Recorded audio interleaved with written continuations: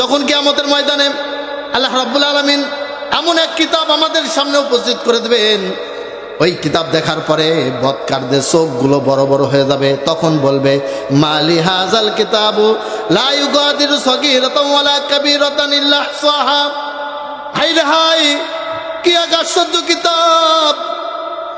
বড় গুনাহ তো ছাড়েই নাই, বড় গুনাহ তো ছাড়েই নাই, ছোট থেকে ছোট গুনাহটা পর্যন্ত ছাড়ে নাই। বলি আল্লাহু আকবার। ছোট গুনাহটা পর্যন্ত ছাড়ে নাই।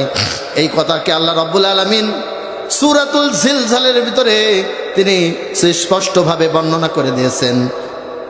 7 এবং 8 নম্বরের আয়াতের ভিতরে আল্লাহ তাআলা বলেন, ফামান ইয়ামাল মিসকালা যাররাতিন খায়রান ইয়ারা ওয়া মান ইয়ামাল মিসকালা যাররাতিন শাররান ইয়ারা। বলি আল্লাহু আকবার।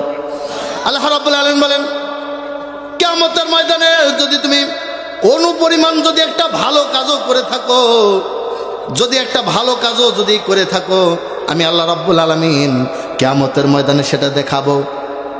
ওই ইউসুফপুরের ভাইরা আমার কি আশ্চর্য কথা শুনেন।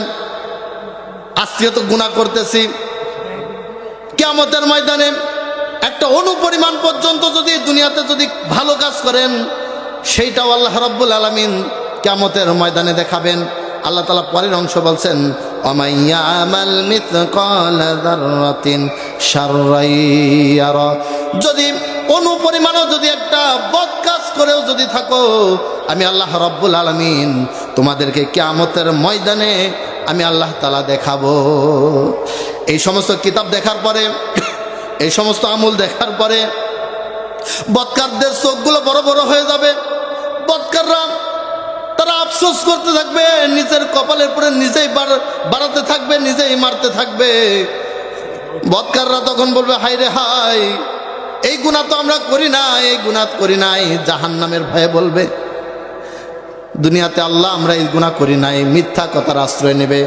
আল্লাহ রাব্বুল আলামিন প্রত্যেকটা কথা সুস্পষ্টভাবে বর্ণনা করে দিয়েছেন। যদি দুনিয়ার ভিতরে যদি মিথ্যা কথা বলার পরে আশ্রয় নেওয়ার জায়গা আছে, কিন্তু কিয়ামতের ময়দানে মিথ্যা কথা বললে আশ্রয় নেওয়ার মতন কোনো জায়গা নাই। কথা বলেন ঠিক কিনা?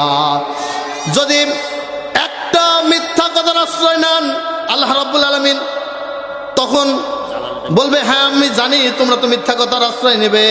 তখন আল্লাহ তাআলা বলবেন, আল-ইয়াউমা নাখতিমু আলা আফওয়াহিহিম ওয়া তুকাল্লিমুনা আইদিহিম ওয়া তাশহাদু আরজুলুহুম বিমা কানু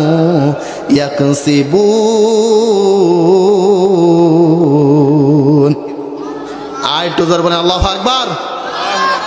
আল্লাহ রাব্বুল আলামিন বলেন, আমার ফেরেশতারা এগুলো মিথ্যা লিখছে, এই আমলগুলো তুমি করো নাই, ঠিক আছে বুঝলাম। সেদিনকে আল্লাহ রাব্বুল আলামিন মুখের জবান বন্ধ করে দেবে। মুখ বন্ধ, হাতের জবান খুলে দেবে, পায়ের জবান খুলে দেবে। এখন আপনারা বলেন, যখন আমরা গুনাহের কাজ করি তখন আমাদের হাত পা খুলে রেখে কি ইউসুফপুরে রেখে যাই? কথা বলেন না যুবক ভাই? যখন গুনার কাজ করি, যখন গুনাহের কাজ করি, হাত আমাদের সাথে থাকে কি না বলেন? পাও থাকে। সেই দিনকে হাত পা যখন আমার বিপক্ষে সাক্ষী দেবে, তখন বাঁচার মতন আর উপায় নাই।